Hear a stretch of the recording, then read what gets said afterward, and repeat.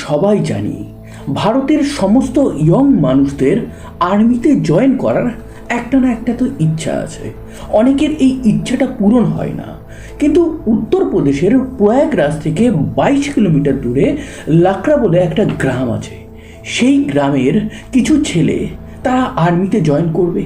তাদের গ্রাম থেকে অনেকেই আর্মিতে গেছে, অনেকেই যুদ্ধে লড়েছে। তো সেই গ্রামের একটা পরম্পরা এটাই যে আর্মিতে জয়েন হওয়া। তো তারা আর্মির জন্য ট্রেনিং করছে, এবং আর্মি ট্রেনিংয়ে একটা মেইন ইম্পর্টেন্ট জিনিস হচ্ছে দৌড়। সেই দৌড়ের জন্য গ্রামের রাস্তা বরাবর, মাঠ বরাবর তারা প্রত্যেক দিন সকালবেলা দৌড়ায়। 15 নভেম্বর 2025 সেই দিন সকালবেলাও এই গ্রুপটা তারা দৌড় শুরু করে। খানিকটা দৌড়ানোর পর তারা একটা মাঠের মধ্যে গিয়ে একটু স্ট্রেচিং করছিল। দ্যাট মোমেন্ট তারা দেখে মাঠের পাশে যে জঙ্গল মতন জায়গাটা আছে, সেখানে গ্রামের অনেক কুকুর এসে জড়ো হয়েছে, মারপিট করছে। তারা একটু কাছে যেতেই দেখে কুকুর কিছু একটা খুঁড়ে বার করছে। প্রথমে তো তারা এই জিনিসটা বেশ ইগনোর করে, দেন তারা দেখতে পায় কুকুরের মুখে একগুচ্ছ লম্বা চুল। এটা দেখে তাদের মনে কেমন একটু সন্দেহ হতে থাকে এবং ভয় করতে থাকে। তারা কাছে যায়, এবং কাছে যাওয়া মাত্রই আর্মি ট্রেনিং করা ওই সমস্ত ছেলেরা পালিয়ে যায়। তারা কি দেখেছিল? তারা দেখেছিল একটা শ্যালো গ্রেভ থেকে একটা হাত হালকা মতন করে বেরিয়ে আছে। গ্রামবাসী এই খবরটা শুনতেই সঙ্গে সঙ্গে পুলিশকে ফোন করে। পুলিশ আসে, এসে বডিটা উদ্ধার করে ওই জায়গাটাকে লক করে ময়না তদন্তের জন্য পাঠিয়ে দেয়। কিন্তু পুলিশের কাছে সবথেকে বড় কোশ্চেন হচ্ছে এই বডিটা কার। ওই বডির পাশেই তারা একটা স্পোর্টস শ্যু পেয়েছে, একটা মোজা পেয়েছে। এই ঘটনার জাস্ট 4 দিন আগে লাকড়া গ্রামের পাশ থেকে যে এক্সপ্রেসওয়ে চলে গেছে, সেখানে একটা মেয়ের স্কুল ব্যাগ পাওয়া গেছিল। সেই স্কুল ব্যাগ আর এই বডির কোনো কানেকশন আছে? অলরেডি লাকড়া পুলিশ স্টেশনের কাছে অনেকগুলো মেয়ের মিসিং কমপ্লেইন এসেছিল। তারা সমস্ত মিসিং কমপ্লেইনগুলো এক এক করে খুঁটিয়ে দেখতে থাকে, এবং খুঁটিয়ে দেখতে দেখতে তারা একটা নামে গিয়ে স্টপ হয়। সাক্ষী যাদব, যে স্কুল যাচ্ছিল কিন্তু সে আর স্কুলে পৌঁছায়নি। তার বাড়ি হচ্ছে প্রয়াগরাজ, কিন্তু তারপর থেকেই সে মিসিং। এই মিসিংয়ের ডায়েরিটা তাদের নিয়ারেস্ট থানা ক্যান্ট পুলিশ স্টেশন, সেখানে করা হয়েছিল। ক্যান্ট পুলিশ স্টেশন থেকে 10 নভেম্বর আশেপাশের সমস্ত থানাতে সাক্ষীর ছবি পাঠিয়ে দিয়েছিল। সাক্ষী বেরিয়েছিল বাড়ি থেকে একটা স্কুল ড্রেস পরে, এবং যে বডিটা তারা পেয়েছে ওই 15 কি 16 বছরের মেয়ের হবে। তো এই সময় পুলিশ সঙ্গে সঙ্গে ক্যান্ট পুলিশ স্টেশনকে ফোন করে পুরো ব্যাপারটা জানায়। আর এদিকে ক্যান্ট পুলিশ স্টেশন সোজা সাক্ষীর যে মা বাবা আছে তাদেরকে ফোন করে পুরো ব্যাপারটা জানায়। সাক্ষীর বাবা সেই মুম্বাইতে অটো চালায়। কিছুদিন আগেই ছুটিতে গ্রামে এসেছিল, এবং গ্রামে আসার পরেই তার মেয়ের সাথে যে এরকম একটা ঘটনা ঘটে যাবে সেটা সে কখনো কল্পনাতেও ভাবতে পারেনি। কিন্তু কল্পনা এখন বড় কঠিন বাস্তবে দাঁড়িয়েছে। সে হসপিটালে গিয়ে ওই বডিটা আইডেন্টিফাই করবে, এটা তার ক্ষমতা নেই। পিসেমশাই গিয়ে হসপিটালের মর্গে তার প্রিয় কন্যা সম মেয়ে সাক্ষীর বডিটা আইডেন্টিফাই করে। সে ওখানেই অচৈতন্য হয়ে পড়ে যায়। সাক্ষীর এই অবস্থা কে করলো, কেন করলো, কিভাবে হলো? সাক্ষী কেন স্কুল না গিয়ে সোজা চলে গেল 22 কিলোমিটার দূরে? সেখানে তাকে কে নিয়ে গেছিল? তাকে কি কিডন্যাপ করা হয়েছিল? সে কি কোনো প্রেম বা অন্য কিছু করে কোনো ছেলের সাথে পালিয়ে গেছিল? সেই ছেলেই কি তাকে মেরে দিল, নাকি ফ্যামিলির কোনো রিলেটিভ তার জীবনটা এইভাবে ধ্বংস করে দিল? সাক্ষী কে? আগে চলুন আমরা জেনে আসি সাক্ষীর ব্যাপারে। সাক্ষীর জন্ম হয় প্রয়াগরাজে, একটা লোয়ার মিডিল ক্লাস ফ্যামিলিতে। তার 2 বোন আছে আর 1 ভাই আছে। সে হচ্ছে মেজ সন্তান। সব সময় পরিবারে সে ভালোবাসা পেয়েছে, মা বাবার ফেভারিট সন্তান ছিল। তার পিসি এবং পিসেমশাই তাকে বারবার দেখতে আসতো। তার পিসির না একটু হার্টের প্রবলেম ছিল, সেই কারণে সে কোনোদিনও বাচ্চা কনসিভ করতে পারেনি, এবং ডাক্তার তাকে বলে দিয়েছিল যে তুমি কখনো একা বাড়িতে থাকবে না। এদিকে তার পিসে মশাই সে তো আর্মিতে কাজ করে, এবার আর্মির লোকরা তো আর ওই 9 to 5 জব করে না, তো সেই ক্ষেত্রে বাড়িতে সে থাকবে কি করে? সাক্ষীর মা ছিল হাউস মেকার। সেই একদিন ডিসিশন নেয় যে আমাদের তো 4 সন্তান আছে, ওর পিসির তো কোনো সন্তানই নেই, তো সেই ক্ষেত্রে আমি আমার সাক্ষীকে তার কাছে পাঠিয়ে দিলাম, ওখানেই থাকবে, ওখানেই খাবে, ওখানেই পড়াশুনো করবে। এবং এই জিনিসটা জানার পর সাক্ষীর পিসি প্রচণ্ড খুশি হয়ে যায়, সে সাদরে এই জিনিসটা অ্যাকসেপ্ট করে। এবং 2022 সালে যখন সাক্ষী মাত্র ক্লাস 9-এ পড়ে, তখনই সে তার পিসির সাথে থাকতে শুরু করে। তার পিসি তাকে একটা নামি দামি স্কুলে ভর্তি করিয়ে দেয়, তার টেক কেয়ার করায়, সাক্ষীর পড়াশুনো বেটার করার জন্য বাড়িতে ওয়াইফাই লাগায়, তাকে একটা ফোন কিনে দেয়, কিন্তু সেই ফোনে সিম ব্যবহার করতে দেয় না, যেহেতু তার বয়স এখনো 18 হয়নি। খুবই একটা সাধারণ ব্যাপার, কিন্তু সাক্ষী এই অবস্থা কেন হলো? সাক্ষীর ব্যাকগ্রাউন্ড এত ভালো, তাকে পিসমশাই এত ভালোবাসতো, তাকে এত ভালো স্কুলে ভর্তি করে দিয়েছিল, তার রেজাল্টও বেশ ভালো। তো যাই হোক, 10ই নভেম্বর সেই দিনটা ছিল একটা কালো দিন। তার পিসির সকালবেলা থেকেই বুকে ব্যথা করছিল, শরীরটা ভালো ছিল না, প্রেশারটা আপ ডাউন করছিল। সে চাইছিল সাক্ষী যেন সেই দিন স্কুল না যাক, কিন্তু তাকে বারণ করবে কি করে? সকালবেলায় সাক্ষী উঠে কাজ কাম করে স্নান করে পুজো দিয়ে সে সোজা স্কুল বেরোবে বলে স্কুলের ড্রেস পরে নিয়েছে। সাক্ষীও তার পিসিকে দেখে বুঝতে পারে পিসির শরীরটা খুব খারাপ। সে পিসিকে বলে যে তুমি মেডিসিনগুলো ঠিকঠাক টাইমে নিয়ে নিও, কোনো প্রবলেম হলে বাবা মাকে ফোন করো, আর আমি ঠিক ওই 4:30-এর মধ্যে বাড়ি চলে আসবো, এসে বাড়ির ঘরের সমস্ত কাজ আমিই করব, তোমাকে আজকে কিচ্ছু করতে হবে না। আজকে আমি স্কুল যেতাম না, কিন্তু স্কুলে একটা প্র্যাকটিক্যাল এক্সাম আছে, তো এই কারণে আমি বাধ্য হচ্ছি যেতে। কিন্তু তার পিসি জানতো না যে তার কন্যা সম সাক্ষী বাড়ি থেকে বেরিয়ে গেল, সে একা বেরোয়নি, সে অনেক কিছু নিয়ে বেরিয়েছে। পিসি বাড়ি থেকে সাক্ষীর স্কুল ছিল ওই 30 মিনিটের মতন ডিস্টেন্স। সে বেশিরভাগ সময় বাড়ি থেকে বেরিয়ে 5 মিনিট হেঁটে হয় কোনো অটো বা টোটো নিয়ে স্কুলে পৌঁছে যেত, আর বাড়ি চলে আসতো ওই 4টে কি 4:30-এর মধ্যে। এবার 4টে বেজে যায়, সাক্ষী আসেনি। 4:30 বেজে যায়, সাক্ষী তখনও আসেনি। 5টা বেজে যায়, সাক্ষী আসেনি। তার পিসির টেনশন হতে থাকে, সে সঙ্গে সঙ্গে তার হাজব্যান্ডকে ফোন করে। তার হাজব্যান্ড তো দূরে জবে আছে, সে এই ব্যাপারটা শুনে প্রচণ্ড চিন্তিত হয়ে পড়ে। সে বলে আরেকটু দেখো, যদি সাক্ষী এর পরেও না আসে তাহলে সাক্ষীর বাবাকে এখনই জানাও। খানিকক্ষণ পর সাক্ষীর পিসি সাক্ষীর বাবাকে পুরো ব্যাপারটা বলে। সাক্ষীর বাবা মুম্বাইতে ড্রাইভারের কাজ করে, কিন্তু ছুটি নিয়ে বাড়িতে এসেছিল। সে সঙ্গে সঙ্গে তার বোনের বাড়িতে চলে আসে। এসে পুরো ব্যাপারটা শুনে তার কোথাও যেন কিছু একটা সন্দেহ হয়। সঙ্গে সঙ্গে সমস্ত গ্রামের মানুষদেরকে এই ব্যাপারটা জানানো হয়। তারা সবাই মিলে সার্চ অপারেশন শুরু করে এবং সাক্ষীর বাবা চলে যায় সাক্ষীর স্কুলে। সেখানে গিয়ে সে আর একটা শক পেতে চলেছিল। সে জানতে পারে সেই দিন এক্সাম ছিল, সাক্ষীর প্র্যাকটিক্যাল এক্সাম ছিল, কিন্তু সাক্ষী সেদিন স্কুলেই আসেনি। আচ্ছা, সাক্ষী কি এক্সামের ভয় পাচ্ছিল? তার কি কোনো মানসিক প্রবলেম হচ্ছিল? এই কারণে সাক্ষীর বাবা সাক্ষীর সমস্ত যে বন্ধু বান্ধব আছে তাদেরকে এক এক করে ফোন করতে থাকে যে কারোর বাড়ি যদি সাক্ষী গিয়ে থাকে, কিন্তু সেইখানেও তাদের হাতে নিরাশাই লাগে। সাক্ষী কোনো বন্ধুর বাড়ি যায়নি, কোথাও যায়নি। তাহলে গেল তো কোথায় গেল? সে এক্সাম দিতে কেন গেল না? রাত্রেবেলা তখন 9:30 বাজে। সাক্ষীর বাবা ডিসাইড করে যে থানাতে গিয়ে এবার একটা কমপ্লেন করতে হবে। সে মিসিং কমপ্লেন করে। পুলিশ কেসটাকে অত্যন্ত ইম্পর্টেন্সের সাথে নেয় এবং তারা ইনস্ট্যান্ট তদন্ত শুরু করে। এবং এই তদন্তের শুরুতেই তারা একটা জিনিস দেখার চেষ্টা করে যে যেহেতু সাক্ষীর কাছে ফোন ছিল কিন্তু তাদের সিম ছিল না, তো কল ডিটেল রেকর্ড দিয়ে তার কিছু বার করতে পারবে না। তার মানে সাক্ষী যদি গায়েব হয়ে থাকে, যদি তার সাথে এমন কিছু হয়ে থাকে, ধরুন তাকে কেউ কিডন্যাপ করে নিয়েছে, কোন রাস্তার মধ্যে করতে পারে?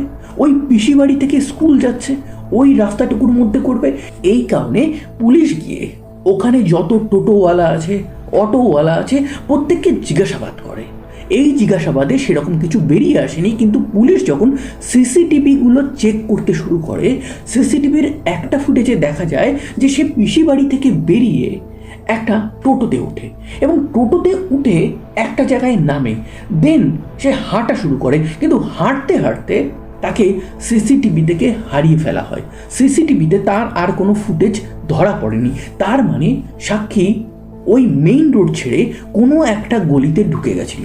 পরের দিন সকালবেলা 11ই নভেম্বর প্রয়াগরাজ থেকে 22 কিলোমিটার দূরে লাকড়া গ্রামের হাইওয়ের পাশে একটা ব্যাগ পড়ে থাকতে দেখা যায় এবং সেই ব্যাগের মধ্যে ছিল বই, খাতা, আধার কার্ড, মেকআপের জিনিস, তার সাথে সাথে সিঁদুর। এবার ওই আধার কার্ডের মাধ্যমে পুলিশ খুঁজে বার করে ওই ব্যাগটা কার। সেই পুলিশ স্টেশনকে জানানো হয়। পুলিশ স্টেশনটা ছিল কান্ট পুলিশ স্টেশন এবং সেই আধার কার্ডে নাম লেখা ছিল সাক্ষী যাদব। সাক্ষীর বাবা মাকে এই ব্যাপারটা জানানো হয়। তার মানে পুলিশ এবার সন্দেহ করে সাক্ষীর কোথাও না কোথাও প্রেম ছিল, যেহেতু তার ব্যাগে সিঁদুরের বক্স পাওয়া গেছে।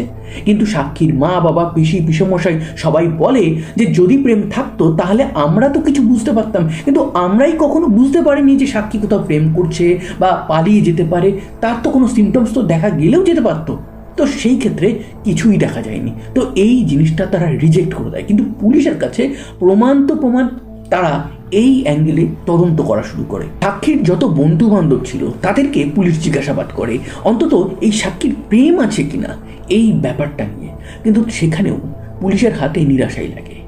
এর মাঝেই একটা খবর আবার ওই লাকড়া পুলিশ স্টেশন থেকেই আসতে চলেছিল যে লাকড়া গ্রামে একটা বডি পাওয়া গেছে। কুকুর চুল নিয়ে খেলা করছিল। সেই সময় আর্মি ট্রেনিং করা কিছু ছেলে সেটা দেখতে পেয়ে তারা গ্রামবাসীকে জানায়। গ্রামবাসীর মধ্যে কেউ একটা পুলিশকে ফোন করে। লাকড়া পুলিশ স্টেশন সোজা কান্ট পুলিশ স্টেশনকে জানায়। কান্ট পুলিশ স্টেশন সাক্ষীর যে বাবা মা আছে তাদেরকে জানায়। তারা এসে আইডেন্টিফাই করে। অ্যাকচুয়ালি তার পিসেমশাই আইডেন্টিফাই করেছিল। পিসেমশাই সোজা তার আর্মির অফিস ছেড়ে চলে এসেছিল বাড়িতে সাক্ষীকে খুঁজতে। এই পুরো ফ্যামিলি ভেঙে পড়েছে। তাদের প্রিয় কন্যার সাথে এরকম কে করলো? গ্রামবাসীরা ভাবছে যে একটা নম্র, শান্ত, ভদ্র মেয়ের সাথে এই রকম কে করলো। বডির ময়না তদন্ত অলরেডি হয়ে গেছে অ্যান্ড ময়না তদন্তের রিপোর্ট নিয়ে পুলিশ রীতিমতন ভয়ে আছে। যদি এই মেয়ের সাথে কোনো রকম কুকর্ম হয় তাহলে পুলিশের আবার দুর্নাম হবে। কিন্তু ভাগ্য ভালো পুলিশের, বা বলতে পারেন মেয়েটার ভাগ্য ভালো, মেয়েটার সাথে কুকর্ম হয়নি। তাকে গলায় ওড়না পেঁচিয়ে মারা হয়েছে। তারপর মৃত্যুটা কনফার্ম করার জন্য একটা ছুরি চালিয়ে দেওয়া হয়েছে। এই এরিয়াতে সাক্ষীর বডিটা পাওয়া গেছিল সেখান থেকে জাস্ট 3 কিলোমিটার দূরে তার মামার বাড়ি ছিল। তো পুলিশ ভাবে যে মামার বাড়ির ওখানেই কোনো কি অ্যাঙ্গেল থাকতে পারে, কেউ কি তার সাথে কিছু করেছে, বা সে হয়তো মামা বাড়ি যাচ্ছিল সেই সময় তার সাথে কেউ কিছু করেছিল। এবার মামা বাড়িতে গিয়ে খোঁজ খবর নিলে এটা জানা যায় যে সাক্ষী সেদিন যে তার মামা বাড়ি এসেছিল এটাও না, মামা বাড়ি যাবে এরকম কিছু সে কিন্তু জানায়নি। তাহলে ব্যাপারটা কি? 22 কিলোমিটার দূরে তার বডিটা কেন পড়ে থাকলো? এই সময় সাক্ষীর পিসমশাই একটা ইম্পর্টেন্ট জিনিস পুলিশকে জানায়। এই কয়েকদিন সাক্ষীকে খুঁজতে গিয়ে তারা ঘরের দিকে নজরই করেনি, কিন্তু যখন সাক্ষীর পিসমশাই তার ঘরের জিনিসপত্রগুলো দেখছিল তখন সে দেখে তার ওয়াইফের মানে সাক্ষীর পিসির 8 ভরি গয়না গায়েব, আর তার সাথে সাথে 1 লাখ টাকা ক্যাশ। পুলিশ এবার এই তথ্যটা পাওয়ার পর কোথাও না কোথাও কনফার্ম হয়ে যায় যে সাক্ষী এমন কারোর সাথে গেছিল যাকে সাক্ষী চেনে, হয়তো তার সাথে প্রেম করে ভালোবাসে এবং পালিয়ে গিয়ে বিয়ে করবে। কিন্তু সেই মানুষটার প্ল্যান ছিল সাক্ষীকে লুট করে তাকে মেরে ফেলে দেওয়া, বা এর মধ্যে আরও কোনো গভীর রহস্য আছে। তো তারা ডিসাইড করে সাক্ষী যে রুমে পড়াশুনো করতো, যেখানে থাকতো, সেই রুমটা তারা চেক করবে। এই রুমে তো প্রচুর বই খাতা আছে। প্রত্যেকটা বই খাতা সমস্ত কিছু পুলিশ পাল্টে পাল্টে দেখছে। এবার একটা খাতার মধ্যে তারা 16 নাম্বার পেজে দেখতে পায় একটা নাম দীপক, এবং তারও কয়েকটা পেজ পর দেখতে পায় একটা নাম্বার লেখা আছে। এবার এই নাম্বার থেকে কোনো রকম কোনো কি সলিউশন পাওয়া যাবে? পুলিশ বলে এই নাম্বারটা কার, ফ্যামিলির কেউ চেনে না এই নাম্বারটা। এবার এই নাম্বারটা যখন পুলিশ তদন্ত করে তখন দেখতে পায় এই নাম্বারটা রেজিস্টার্ড আছে জম্মু কাশ্মীরে, এবং এই যে নাম্বারটা আছে সেই নাম্বারটা নেওয়া হয়েছে মুম্বাইয়ের এক নারীর নামে। অদ্ভুত কানেকশন না? কোথায় জম্মু কাশ্মীর আর কোথায় মুম্বাই? এই জায়গাটাতেই একটা ফলস বিট খাচ্ছে। অলরেডি এই ফোনটা সুইচ অফ হয়ে গেছে, কিন্তু এই ফোনের যে লোকেশন আছে সেটা ট্র্যাক করার পর পুলিশের সন্দেহ আরও বাড়ে এই নাম্বারটার উপর। এই নাম্বারটা 10ই নভেম্বর থেকে 14ই নভেম্বর পর্যন্ত ওই লাকড়া গ্রামে যেখানে এই বডিটা পাওয়া গেছে সেখানে কিন্তু সে যেত। তাহলে ব্যাপার কি? এই নাম্বারটাতেই সমস্ত কিছু কি লুকিয়ে আছে? এই নাম্বারটা যার, সেই কি সাক্ষীকে মেরেছে? কিন্তু কেন, কিভাবে, কেই বা সেই ব্যক্তি? আরও দেখে সাক্ষীর ঘরে ছোট্ট একটা চিরকুট আছে। সেই চিরকুটে লেখা আছে 23শে জানুয়ারি দীপক হ্যাপি বার্থডে, ব্র্যাকেটে লেখা আছে আর্মি। এবার পুলিশ পয়েন্ট টু পয়েন্ট জুটছে যে একদিকে এই যে চিরকুট আছে, খাতাতে লেখা নাম্বার আর্মি দীপক, দীপক কামান আছে, তার মানে আর্মিতে চাকরি করে দীপক নামের কেউ তার সাথে কি এরকম ঘটালো, বা তার সাথে কি প্রেম ছিল? এবার এই ব্যাপারে যখন পুলিশ সাক্ষীর বাবা মা কি পিসেমশাইকে জিজ্ঞাসা করে, তারা বলে আমরা এই ব্যাপারে কিচ্ছু জানি না। সাক্ষী যে রুটে গেছিল, যে রুটে প্রয়াগরাজ থেকে এই লাকড়াতে যাওয়া হয়, তার প্রত্যেকটা সিসিটিভি ক্যামেরা তারা দেখবে, প্রত্যেকটা ফুটেজ তারা খতিয়ে খতিয়ে দেখবে। ঠিক সেই সময়ে একটা বাইকে একটা মুখ পেঁচানো মেয়ে দেখা যায়, কাপড় দিয়ে পুরো মুখটা পেঁচিয়ে আছে, ড্রেসটা দেখা যাচ্ছে, ড্রেসটা স্কুল ড্রেস।